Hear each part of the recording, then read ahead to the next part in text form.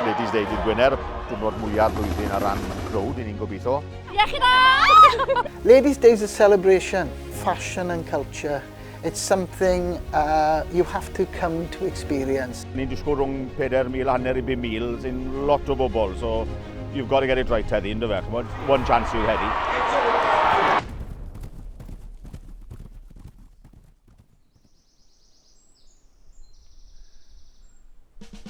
I'm Kevin Hire and I'm the General Manager of Ffos Las Racecourse. I'm very lucky I've got an amazing team of work with me. Ydych yn enw i, yn rôl i ar hyn o bryd, yw beth maen nhw'n galw winning connections, y bobl sy'n ennill y rhasys, jyst i roi bach o ffys i'r bobl sy'n ennill. So ni'n agor o champagne a mae rhywun yn cael glasur bach a cwbl o Welsh cakes a cwbl o sandwiches.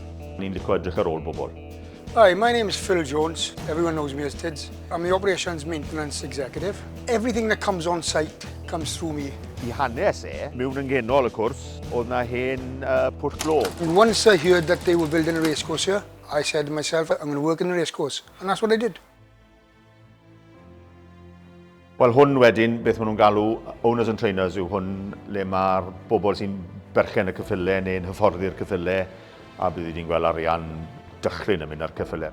So mae'n un wedyn, mae'n un mae'r stable, so bydd y cyffyle'n dod cyn y rhasys, a 120 o bocsys mae'n debyg. My name's Heather and I'm a hospitality manager. My name is Sarat Kanwa and I'm Regional Executive Chef for Arena Racing Company. Today we've been moving tables and chairs, getting ready to lay up all the cutlery ready for the restaurant on Friday. We'll have 150 to 160 staff on race day. It's going to be an exciting day. Mae gyda ni 800 i 700 falle o aelodau blynyddol. Cwr patching bach sydd nhw wedyn. It's just breathtaking. Yeah, we're very proud of a racecourse in West Wales which serves this area very, very well. It's been 15 years. I don't know where the 15 years have gone. Odi, mae yma, Ladies Day, diwrnod y merched o'r diwedd. They're raring to go. They're looking forward to a fantastic day at Ffos Las.